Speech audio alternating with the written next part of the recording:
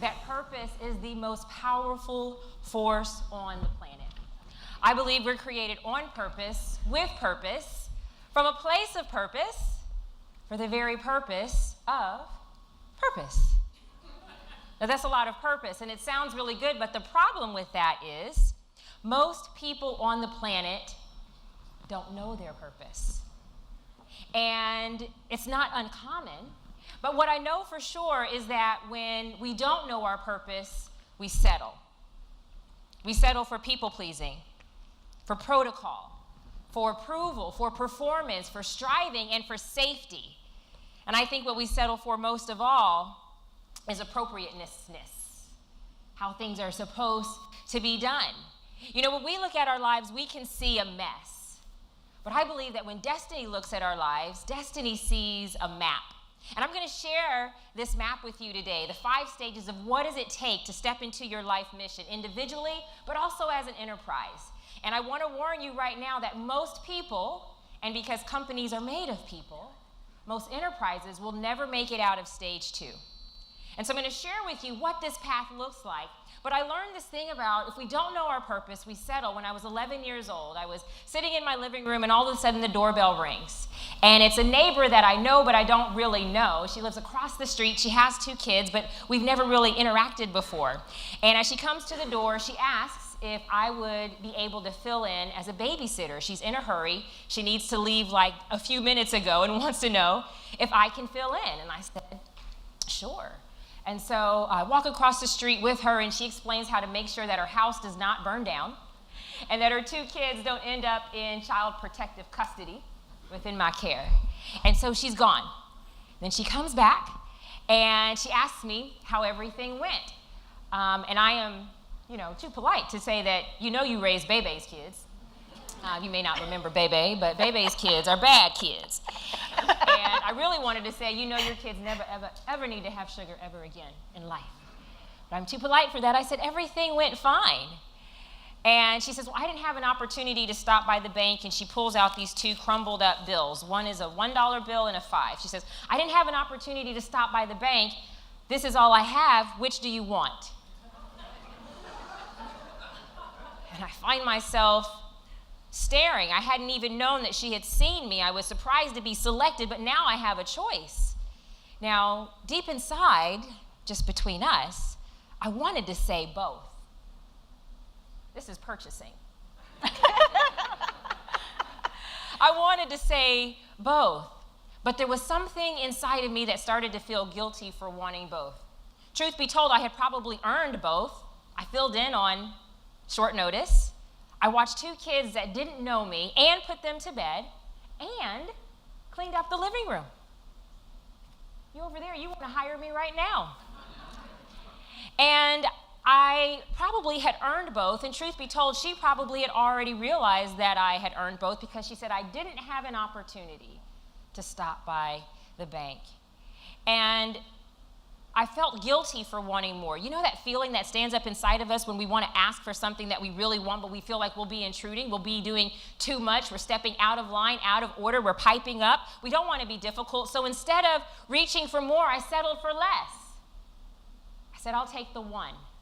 And then she pulls both of the bills back and says, are you sure?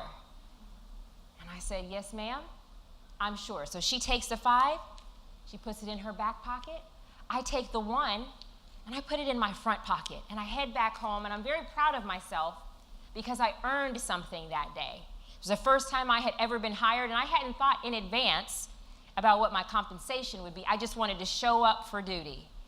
But I also learned another very valuable lesson, which is that if you allow yourself to settle for less, nobody is obligated to stop you. You see, I wanted her to tell me that I was good enough, that I had earned it, that I was valuable, that I had worth. I mean, I went above and beyond, cleaning up the living room, wanting to show and prove that I was worthy of my presence, just being there.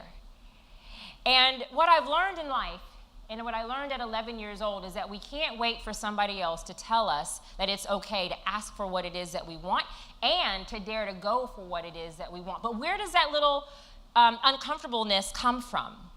I believe there's these two competing voices. One of the voices is called little me. You know little me.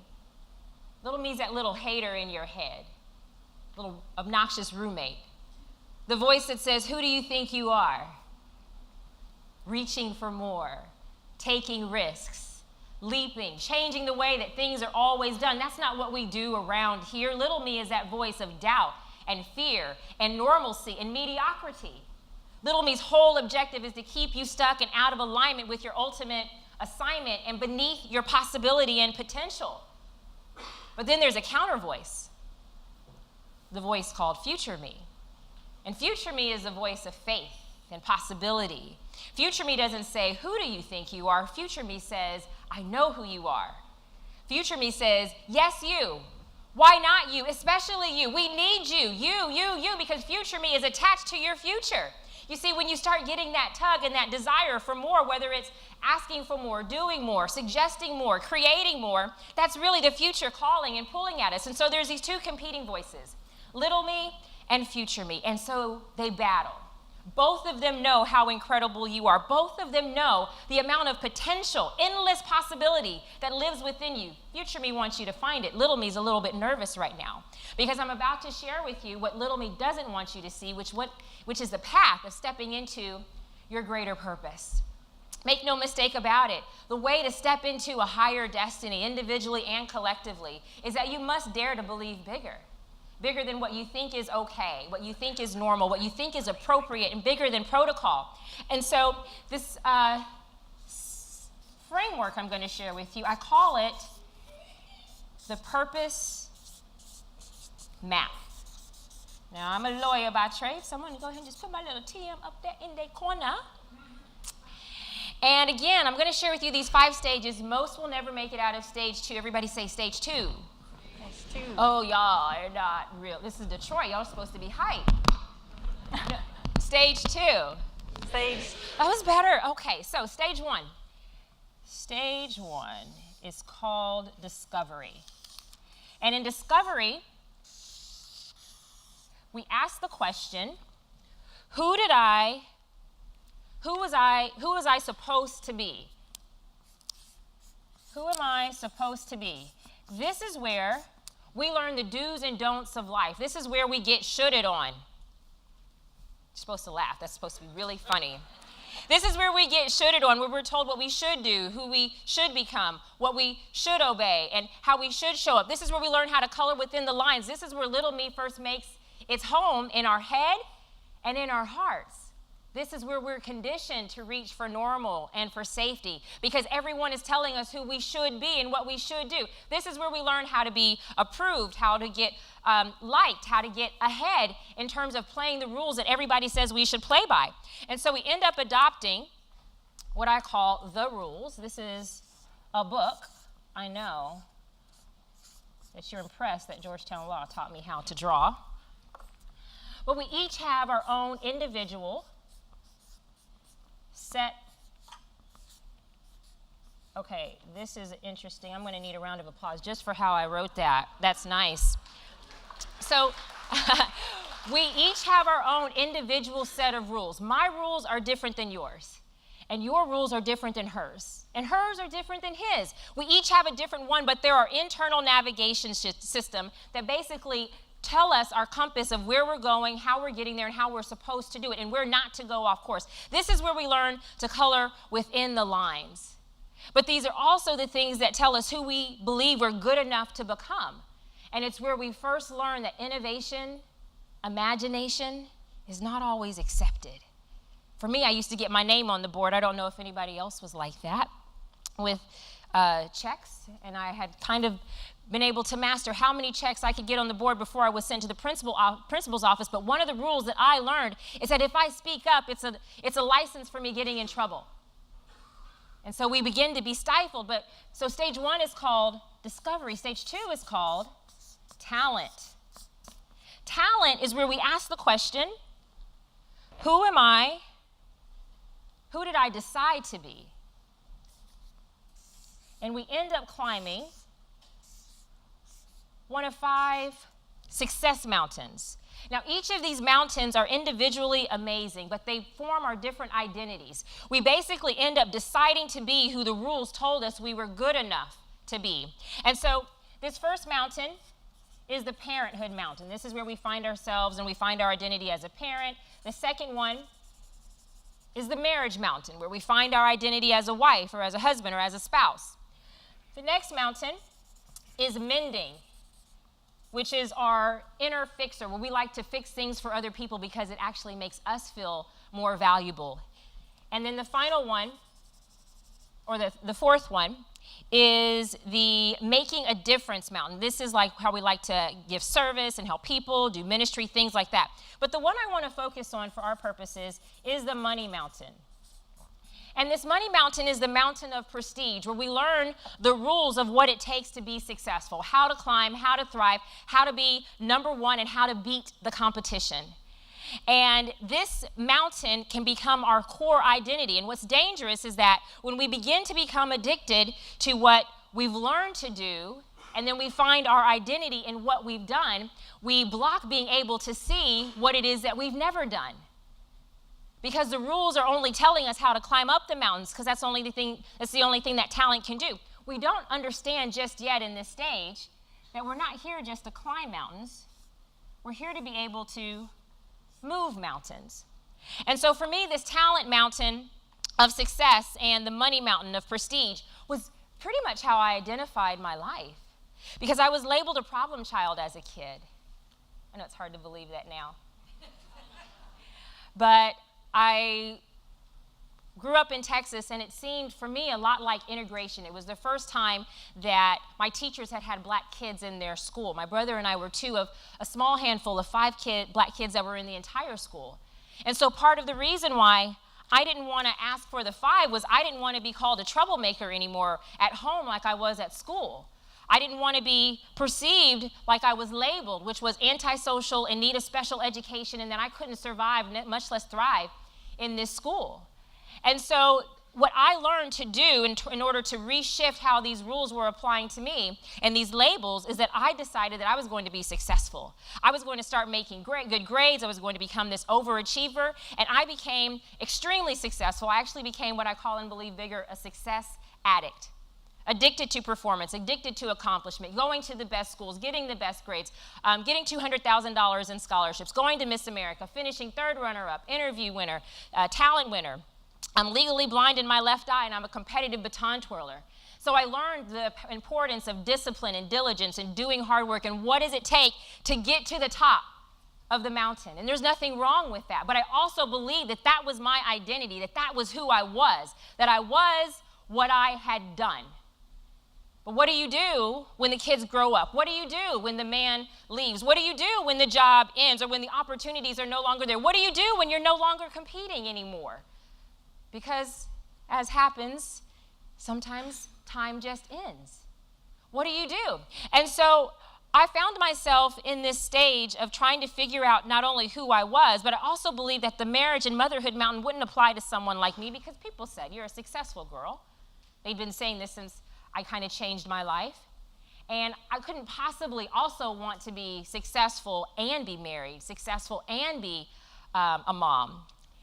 And so I found myself in this amazing season of being at this law firm, one of the top law firms in Atlanta. And I'm there about a year and a half, and I decide that I want to work with professional athletes. Now, this wasn't just an instant decision. A few months prior, I had been on this show called The Apprentice. Some of you have heard of it. There was a day and time where that used to actually get an applause, but things changed. And 1 million people apply, 18 get on, 1 African American. So out of 1 million people, I'm on the show The Apprentice. I'm on 10 out of the 13 weeks. The week I'm project manager. I'm managing campaigns for Lamborghini and doing advertising campaigns for some of the biggest companies in the world. And the week I get fired, which is when I knew that 45 made a few bad decisions. The week that I get fired, the day after, I'm in a hotel room in New York by myself, and all of a sudden I have what I call a lightning bolt moment, and you need to know what a lightning bolt moment is. You know when it's dark outside and lightning strikes, you can see everything illuminate for just a moment. And it was in that moment that something dropped into my spirit that said, you're going to work with professional athletes in the NFL and the NBA. And I was like, I don't know how this is going to happen because I didn't take any sports law classes. I didn't know any professional athletes. I didn't know how this was going to happen. But I believed it, and I spoke it to one person that I know will always believe in these crazy ideas that seem to take me on these crazy paths in life. I called my mama, and she says, I don't know how this is going to happen, but I trust that it will, and I want you to believe in it. And so I find myself a year and a half later, it still hasn't happened. I'm still speaking the possibility of it, and I'm sitting on the 21st floor of this high-rise at this law firm, and I start wanting to work with athletes, and I start meeting athletes, and I start to bring the idea to my law firm, and they said I was too young. They didn't want to hear my ideas. They said that's not what a first-year associate is supposed to do. And so I had a decision. Do I stay, or do I make a leap? And for me, it was interesting because what I had strived for, I still wanted more.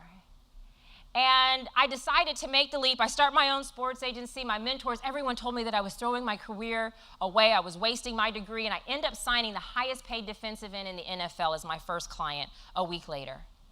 He had just signed a $62 million 7-year deal with the New Orleans Saints. Those of you in purchasing know that a good client is one that can afford to pay you, right? And so my agency grows to be the fastest growing women-owned sports agency in less than a year, and everything is going great. My first corporate client is Rolls-Royce, and then Tiffany and Company, and then Nike, and I'm doing endorsement deals and television deals. And then I'm doing television. I'm doing business commentary and political commentary and sports commentary for ESPN, which my brothers finally thought that I was legit when I was on SportsCenter. CNN and Fox Business Channel. And on top of that, I have a book out at the time called Skirts in the Boardroom. I'm just trying to paint the picture. Life was really good. I have this book, I have this company, and I find myself in love. Everybody say, ah. Give it a couple more minutes. And I find myself in love, and I'm engaged to be married, and I recognize for the first time that maybe this marriage mountain, maybe this motherhood mountain could actually be something that would apply to me, and it spoke to me in a way that being a walking resume didn't. And I decided to close my business down for this relationship so that I could become a bonus mom. And it was Monday before a Saturday wedding in October. Long distance relationship. I live in Atlanta, he in Chicago. And that Monday morning, I get a text message where he says he's at the airport getting ready to board his flight to come to Atlanta for wedding week. And I'm very excited. I get a lovely text message from him, as I had every single day for the last year during our long distance courtship, saying that he loved me and he was looking forward to this week. And then I did what you should never do in the morning, is check your email while you're still in the bed. And I got a message from a woman. And she explained to me with an email that said apology, that she had been sleeping with my fiance. I know you didn't expect this at a purchasing meeting today. And I said, this can't be true. She doesn't like me. I know her. And so I call my fiance. This is my best friend. This is my happily ever after. These kinds of things don't happen to a woman like me. I follow the rules. I do what I'm supposed to do. I show up. I work hard. I sacrifice. I give of myself. I serve. These kinds of things don't happen to someone like me. And so I call him and he says, don't believe her. Want, something else. Don't believe her. Want. I knew something like this was going to happen. Don't believe her. He said the word believe 3 times, and I knew that there was something wrong with the way he said it. And I talk about in Believe Bigger how this oak tree grew up inside of us. And when disruption is coming into our lives, when devastation or difficulty or bad news comes into our lives, or something that we just don't want to handle, we have an opportunity to either have chaos or wisdom grow inside of us. And so this oak tree stood up inside of me that said, get dressed. And so I did, and I headed to the airport. And I see him at baggage claim. I hang out in the cut. Do you know what the cut is? Some of you know what the cut is. I hang back. I can see him, but he can't see me, and I wanted it that way. It didn't matter what she said because I actually called the woman while I was on the way to the airport. More details inside. And it didn't matter what he was about to say. I will say I'm very grateful for Homeland Security because I recognize how sharp those butter knives really were at the table where we were sitting. But it didn't matter what he said. I knew I had eyes to see things in a different way, and I didn't know that being able to see what was wrong and be able to gain new eyesight was the key for me being able to step into a higher way of seeing my life and what my life was all about. As I went through this season of trying to figure out, how did I end up here? I'm a motivational speaker, I'm a TV personality, and now I've got to go on television less than a week later on ESPN to talk about Tiger Woods cheating on his wife. I've got to figure out how I ended up here. And what I realized is that this wasn't about a breakup in a relationship. This was about a breakup with myself. It was about me being stuck in a place that I didn't realize that success had become my comfort zone and that there was maybe something greater. What I call it now is what I call a split rock moment. And as I read like 13, maybe more, books in that 10 months that I took a step back because I was like, I need to make income.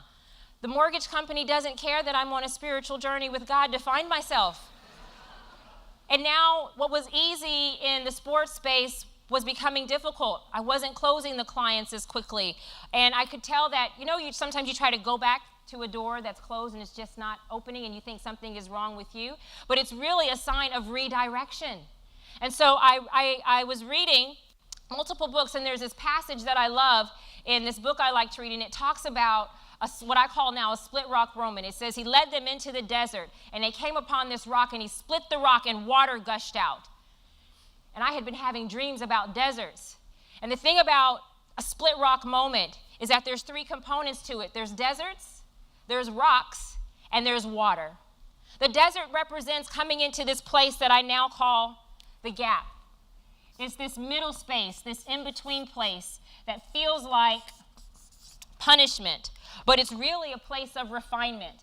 Most people will circle here in this place of in-between when disruption and when change comes because they don't know what to do. They're recycling the old rules, they're recycling the old success methods, and we end up going in circles. You're not quite in your Egypt, which is your comfort zone, which is where you've been, which you're naturally going to want to go back to.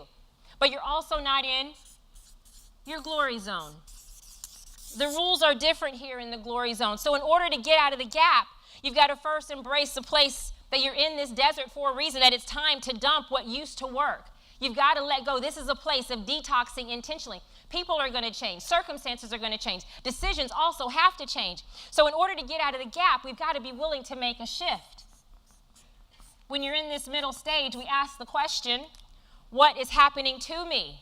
You know you're in a shift if you just take the F out. When it seems like things are just happening all around you, it takes courage to believe bigger, that maybe it's not happening to you, maybe it's happening for you because of something that you don't even know that is within you that is seeking to come out through you. And that's my challenge for you today, is to believe in the water, which represents the new life and the new possibilities that you find in that hard place, because it was from hitting rock bottom that I found out what I was really made of. From not knowing how I was going to pay my bills because I transitioned all of my clients to other representation, I found out that I had gifts and superpowers that I didn't know I had. And you have superpowers too. One of the things we do in our corporate trainings is walking through, what are your superpowers? What is your inept abilities? Where are places that you're just okay? Where should you be? And where were you really excited? Born to be. All of us have different abilities, different gifts, but the thing is, our talents often hide our gifts. What will happen is the people who will emerge to the top and the people who will make it out of stage 2 are those who are willing to believe that there's something greater inside of them that they have to contribute to the world, because the final stage is influence. Influence is where we ask the question, where am I now being led to lead next? And as we're in this place of influence, we're making a difference. We're bringing our gifts and our best to the table. We recognize that sometimes our talents, our super skills, what we've learned to do, what we've trained to do, hide our gifts. So we're willing to change the rules and break the rules. What do we have to do to make this full shift? Number one, we have to believe bigger and a bigger vision. And that is challenging. sitting in the bed of depression, staring at the ceiling, wondering, why did this happen to me? Who am I supposed to be? I feel stupid, and I feel completely embarrassed and ashamed if somebody else's dirt became my own embarrassment. How did I end up here? And it was in that place that I had to recognize that I had an ability for business and marketing and branding and sales and strategy that I didn't know that I had because I didn't learn it in law school.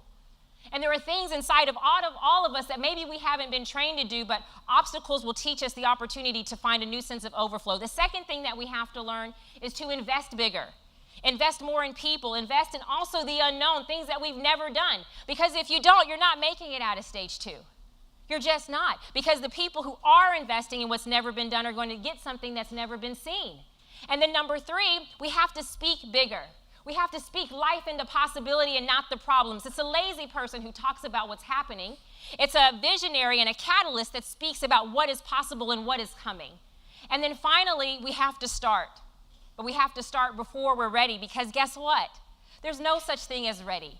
I started imperfectly with my first event. Charged $1,500, 35 people showed up. HP at the time, the 11th largest company in the country, was my first partner. And that has grown now to become the largest business coaching company for women of faith in the country, with a network now of 40,000 women that we help to build businesses, and working with major companies from all around the world.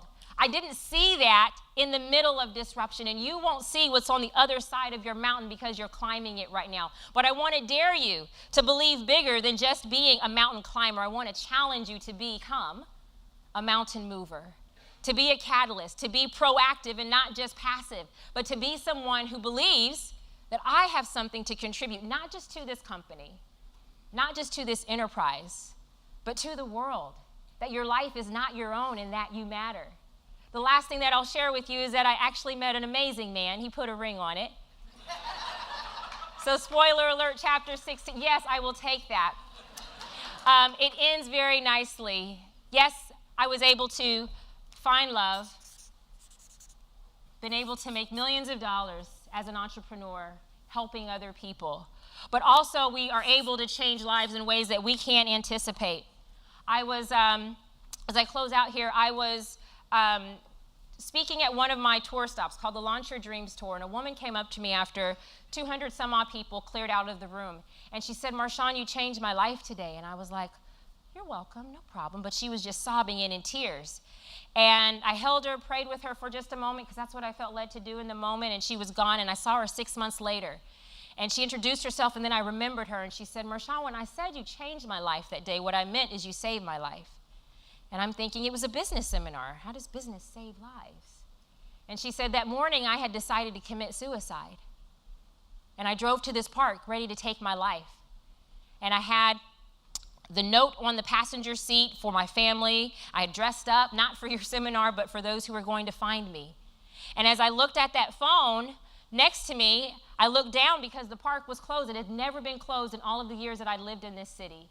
And I looked at my phone and I got an email from you. And in my mind, I'm thinking, thank God for automation. Who knew that an automated email would cause her to say, I already bought a ticket to this seminar. And so she shows up at this seminar and she said, I listened to you talk about destiny and purpose and possibility mixed in with business, branding, marketing, and sales. And then she handed me her book.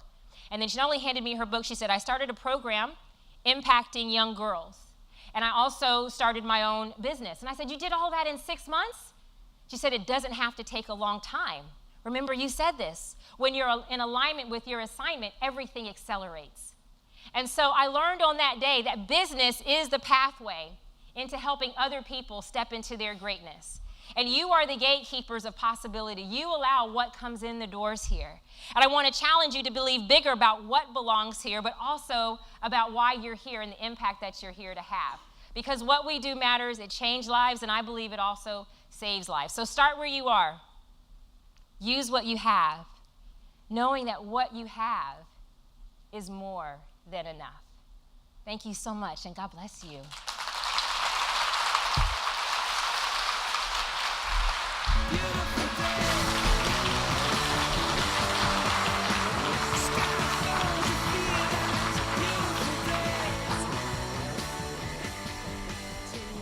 I told you to trust us, right? So Marshawn, thank you so much